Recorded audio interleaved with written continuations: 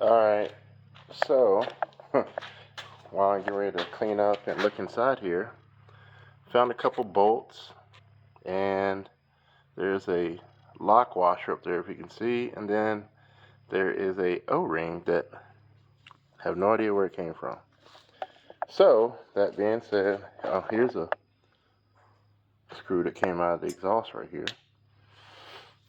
That being said, let me see what I can do and see if I can get this taken care of and go on my merry way.